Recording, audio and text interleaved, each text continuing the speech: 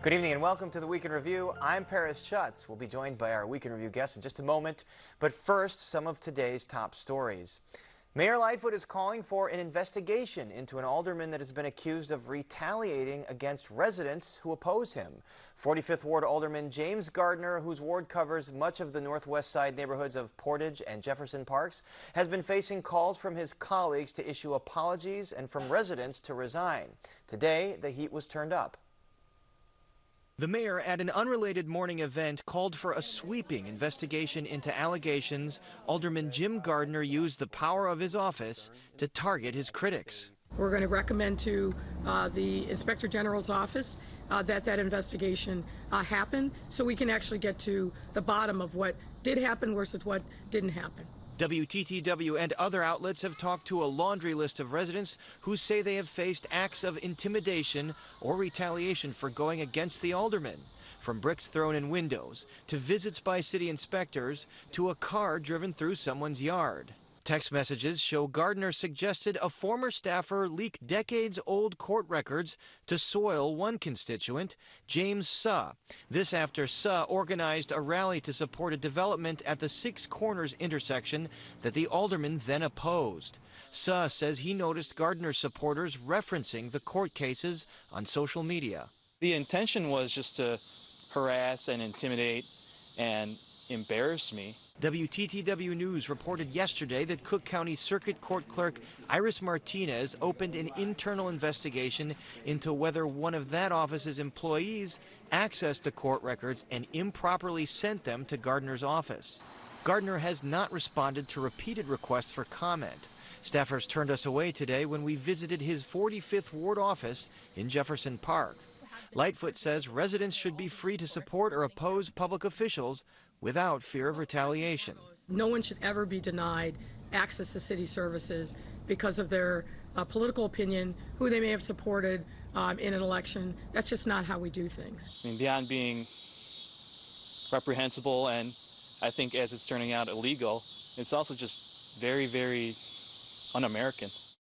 And all this comes after other text messages revealed misogynistic comments Gardner made about female colleagues and some residents, and we'll have much more on this in a bit with the Block Club reporter that has been focusing on these issues for several months. And in other top stories, the Chicago Park District Superintendent announces life rings are coming to the beach where a Chicago teen drowned. Superintendent Michael Kelly said the district reluctantly decided to put life rings at Pratt Beach on the north side and at the Pratt Beach Pier. That's where 19-year-old Michael Cisneros died last month. The rings can be used as flotation devices if someone falls in accidentally or is drowning. Kelly says they'll eventually be placed up and down the lakefront, but he says he wasn't so happy about putting them in. We still firmly believe we should not be encouraging or getting any false sense of security that life ring will save your life in an area that's do not to swim. And we're not just looking at the lakefront. We're certainly not just looking at Rogers Park. Because you do for one, you do for all. Mayor Lightfoot also says she plans to propose an ordinance that allows the city to sue gang members to take their money and assets. The mayor says it's part of a strategy to fight gangs and crime, although the ACLU has opposed similar measures in the past, claiming they don't work. Lightfoot says the measure would increase community safety. We have an opportunity to bring these violent street gangs into civil court, out of the shadows, expose them for what they are, and if we're successful, and I think we will be, take their assets and the profit motive for killing our babies.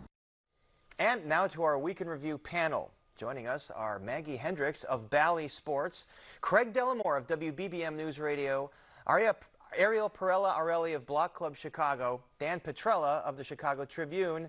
And that's all of you. Let's get right to it. And starting with the energy bill, Democratic leaders this week celebrated the passage of that massive bill. Let's take a look. We're helping communities all over this state. We're helping people. That's why we're here tonight. Let's put the rhetoric aside, the politics aside, and think about the people that we all represent. Dan Petrella, this has been debated for months and months and months. It involves struggling nuclear plants, clean energy, a coal-fired plant. Give us the finer points of this bill that the House passed. Yes, it's a massive package. Probably the most high-profile thing, as you mentioned, is a nearly $700 million bailout for 3 nuclear power plants owned by Exelon, the parent company of Commonwealth Edison, which viewers may remember has admitted in federal court that it engaged in a years-long bribery scheme to try and advance its agenda down in Springfield. In light of that, there's also some ethics provisions in the bill that would require lawmakers to disclose if they have relatives who work for public utilities. There are lofty goals of eliminating carbon from our energy sector by the middle of this century. Coal-fired power plants, for the most part, would shut down by the end of this decade. Natural gas plants by 2045. There are a couple caveats for some publicly owned coal plants downstate. That really is what held up the bill for most of the summer. Everybody thought the Exelon subsidies were going to be the real sticking point. That was resolved at the end of May, but then this issue about the Prairie State Generating Station near St. Louis and the city-owned power plant in Springfield and when they would have to go offline kind of pitted environmentalists and labor organizations against each other. That was finally resolved this week. So final. Sorry, go ahead. Yeah, I was just going to say, Dan, a lot of moving parts in this bill, but you mentioned the $700 million in subsidies for those struggling nuclear plants. Craig Dellamore, that could reportedly wind up in every utility payer's ComEd bill to the tune of $4 or $5 or more per month just to keep those plants open. Should ratepayers be happy that they're going to pay more to keep these plants open? Well, I think ratepayers have gotten used to the fact that their bills go up anyway. And at this point, they're being told that this is cleaner energy. It certainly is cleaner than coal. It was once upon a time supposed to be cheaper energy. Maybe it isn't that, but it is still probably the biggest generator of power that we have going right now. And the companies say they want to keep it going, at least for now, and this is the way to do it. So it's a compromise. There are going to be people holding their noses on both sides as this thing goes through. And it is deja vu all over again because there have been 2 previous bills in previous years that accomplish the same things. Dan Petrella, the Senate passed its own version. It's going to come back into session Monday. Is it a cinch that it's going to pass? Well, nothing motivates lawmakers down in Springfield like a hard deadline, and Monday is the day that Exelon has said it will shut down its nuclear power plant out in Byron, which is a little bit southwest of Rockford, if they don't pass the bill. So the Senate essentially is coming back for an up or down vote on what was passed out of the House late last night. The House never took up what the Senate passed. So that's sort of their last chance to save a few hundred jobs, high-paying union jobs up in Byron at the power plant. All right, Dan, I'm going to stick with you as this is happening. Some politics, a new entrant on the GOP side in the race for governor. His name is Jesse Sullivan, a very wealthy venture capitalist from downstate Petersburg. It kind of came from nowhere to announce he had raised $11 million. But my question is, does he live in California or does he live in Illinois, since his business is registered in California? Yeah, my understanding is he's here in Illinois. Funny enough, I actually interviewed him about 10 years ago when he was, I was at another newspaper and he was an area resident who was working in Afghanistan with the Army at the time. But all of his financial support so far that he's disclosed has come from out of state. So that sort of raised some eyebrows, and especially on the Republican side of the aisle, that this new entrant, a little known guy, is coming in with a few $1 million of money from folks out in California and Colorado. Well, we'll have to watch that. And let's move to some city politics with Alderman James Gardner. Ariel, we mentioned his problems. You wrote an article today kind of outlining several different complaints from not only constituents and businesses. Give us a sense of the scope of the complaints here. Yeah, I mean, as you said, I've been reporting on some of these issues for quite a few months, and I think now that these texts are coming out, just more stories are also coming out of ways that people have felt targeted by the alderman. So yeah, my latest article just looks at the people that kind of thought that they were one-offs, and maybe they were like, well, why is this happening to me? And now the more stories are coming out, people are seeing that there is a pattern. So I think the scope is pretty big, and I'm sure that there's going to be more things coming down the line. As I said, more people keep speaking up about this. Right. The more stories you see out there, the more people perhaps feel emboldened to speak out against this. And Mayor Lightfoot spoke out saying she wants the Inspector General to investigate all these things. Do you believe an investigation like that will happen? I know that residents have reported some of these issues to the OIG in the past. So some of them tell me that that's not enough. And as you said earlier, people want him to resign. People want a lot of other things to happen as well. So I think it remains to be seen what that investigation means, what it entails, how long it takes, because I think it's easy to say that, but I think the steps after that are really important too. Maggie Hendricks, let's bring you in here. All this comes as there were reports last week of some text messages that surfaced where he referred to female colleagues and even female constituents of his in some very unsavory terms. What do you make of a public official using language like that? You know, I think obviously we're all Chicagoans and we all use some colorful language from time to time. But considering how often he says these things about women, it makes me wonder how women in his constituency are being served. It makes me wonder how, you know, if a woman doesn't agree with him, how he's going to react to that. Just seeing some of these reports, like the woman who wasn't even in his ward, but said some critical things about him, all of a sudden had inspectors show up because she has chickens in her yard. I mean, things like that just really concern me. Not just about him, but that an alderman has that kind of power to say, no, we won't trim the tree on your street just because I don't like you. I mean, it's worrying because he's taking it to a really bad extent, but also how easy is it to abuse that power? Yeah, and Ariel, and I think you've reported on a lot of these instances. So give us like a couple examples of some of the more bizarre instances where people felt like something happened to them, an inspector visited their house, and they had been critical of the alderman. Well, Bella's story, like you just said, Maggie, that's a great example. I think also I spoke to Gus, the former owner of Fishman's at Six Corners, and he was telling me that because he had also posted critical comments when Gardner was running for alderman and when he was elected as well, that Gardner came to his business and threatened him, and they had almost a fist fight, is what he was saying, and he wanted him to publicly apologize just for his comments, and Gus said he's not going to do that. And then he had inspectors coming in, and he had some tickets for the trash cans that weren't really his trash cans, and so they tried to target his business in various ways. And I mean, I think you also mentioned the story earlier of the car that destroyed the lawn of the Jefferson Park. Yes.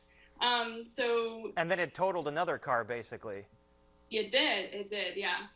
Pretty awful photo there. But yeah, like that's obviously like it's kind of sticky there, but Pete Cisnica, the resident, said that that woman came by earlier the night and she said, "Stop following the alderman." And this is the woman that was charged with that.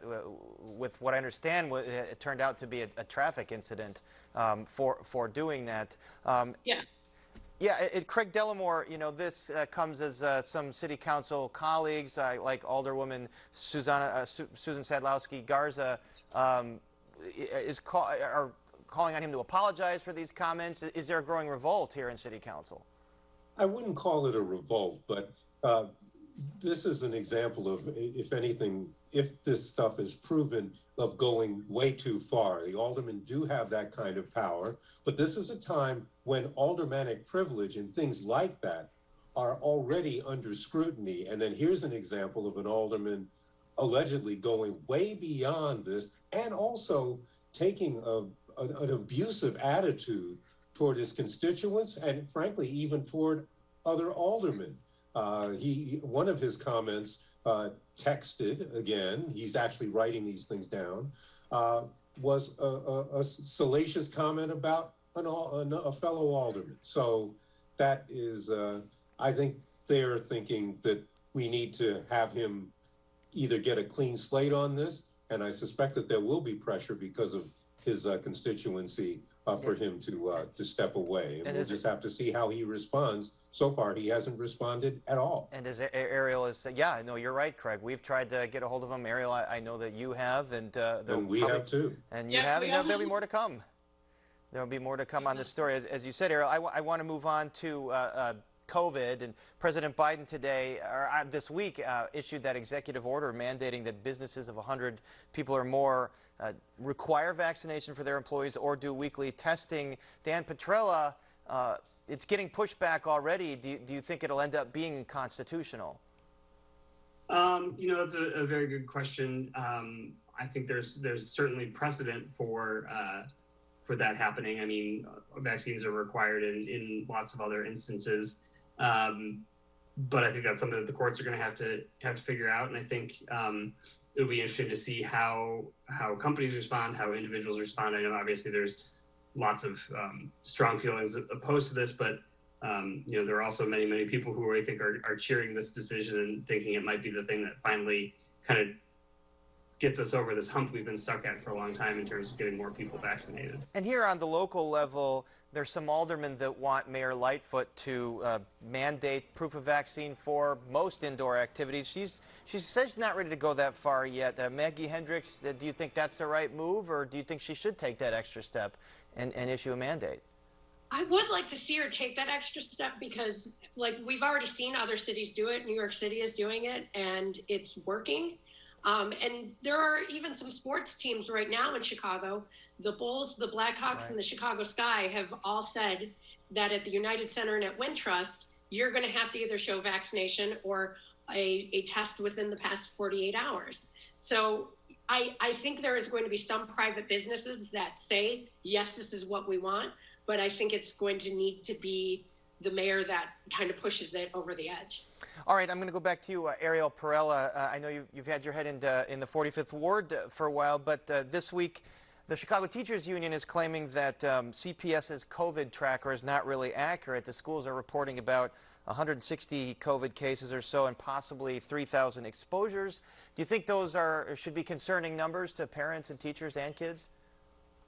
I mean, yes, I think so. I think it should, but I think also a lot of parents have said that they don't want to go back to remote learning. So I think now is that kind of critical moment of what do you do? And I think that's kind of the difficult thing. I've spoken to so many parents about this in the past, and it's always like you're stuck between a rock and a hard place. And I think, it's just, it's hard to say. And I don't know. It is concerning though.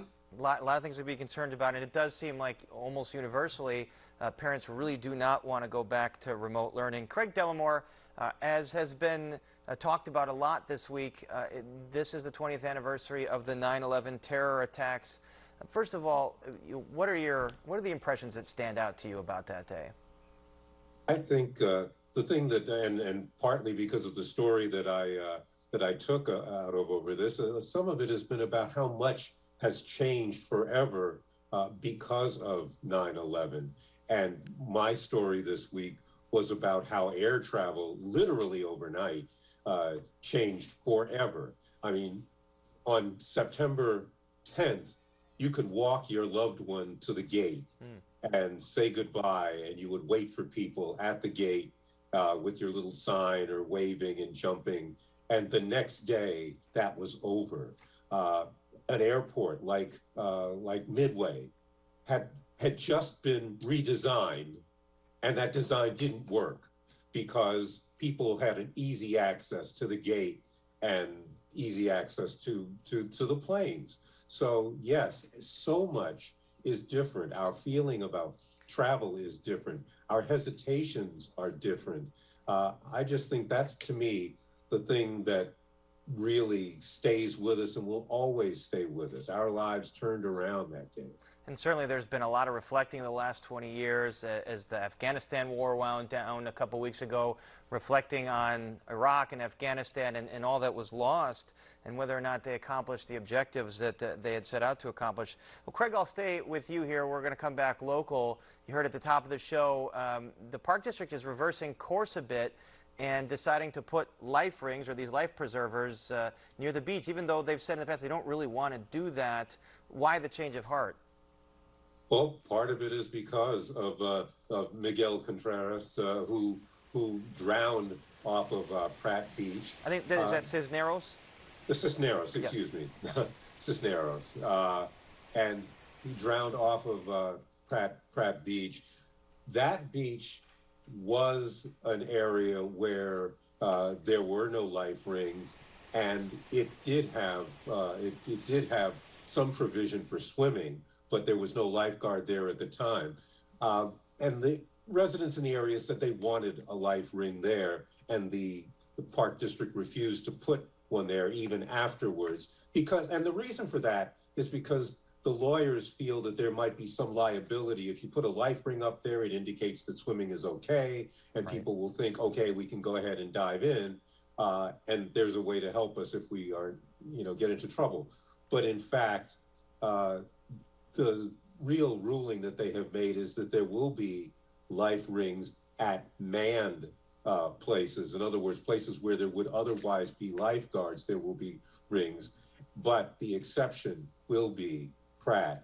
And they want the law changed so that there will be some kind of protection for the city if they do put rings in places where you're not allowing swimming, that cannot be taken as a tacit approval of people going in the water. Right, yeah, there might be legal liabilities there. Obviously a tragic story from last month. Well, let's move on to sports. The Bears open their season against the LA Rams on Sunday night. The Chicago Sky clinch a playoff berth for the third straight season. The White Sox lose their series against the Oakland A's, but they maintain their big division lead, while the Cubs kick off a series against the Giants with a 6-1 loss. And of course, former star Chris Bryant is on that San Francisco team. So, Maggie, the Bears, are they making the right call here with starting Andy Dalton over Justin Fields? It's the boring call. We all want to see Justin Fields play, right? I want to see Justin Fields play. Everybody does. But I also understand why the Bears are being slightly hesitant and just letting Andy Dalton play a few games. The thing that concerns me is there's only 17 games, and so in a season. So how many games are the Bears going to give up just trying to season Justin Fields? Or who knows, maybe Andy Dalton will surprise us all. I feel like I do need to stick with my redheaded brother there. Absolutely. It certainly seems like Coach Nagy thinks that he will surprise all of us. Let's move on to the White Sox. They lost that series against the A's. I mean, they're a lock for the playoffs, but are they playing their best baseball right now? I don't think they're playing their very best baseball right now, and I don't think that's even the thing to be concerned about. We're still at the beginning of September, not the end. So, this gives them a little time to kind of work any less late in the season kinks out.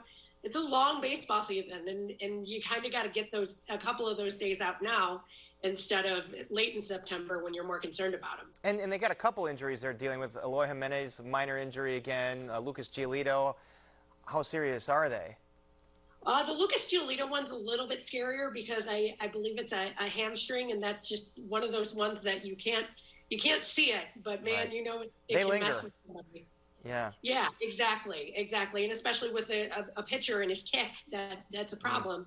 But I also don't see a world where Lucas Giolito doesn't pitch for the White Sox in the playoffs. Absolutely, they're definitely going to need him. The Cubs, they surprised some people after their big sell-off, ripping off 7 wins in a row, I believe. Does that mean that maybe there's some promise for next year? I mean, maybe. I think those 7 wins had a lot more to do with the fact that they were playing some really bad teams.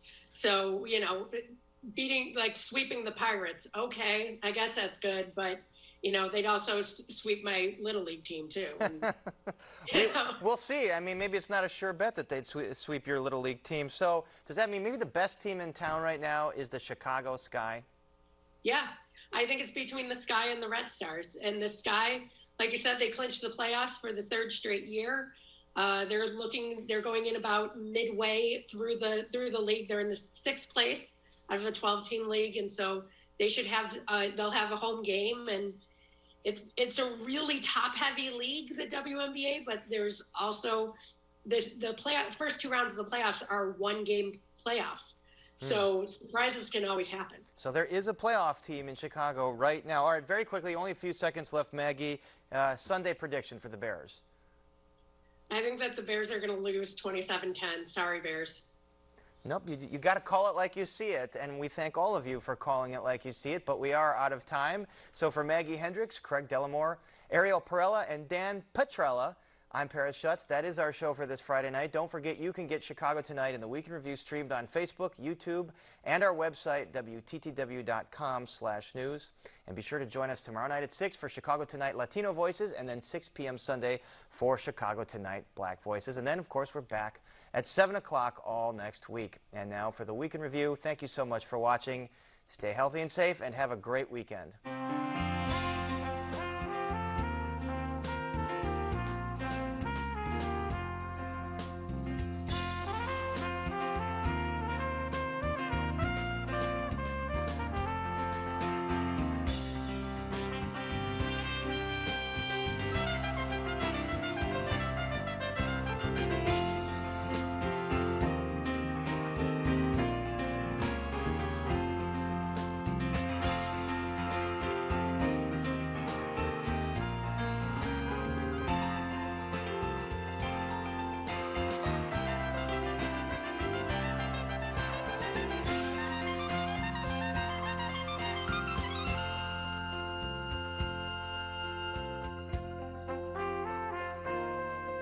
Closed captioning is made possible by Robert A.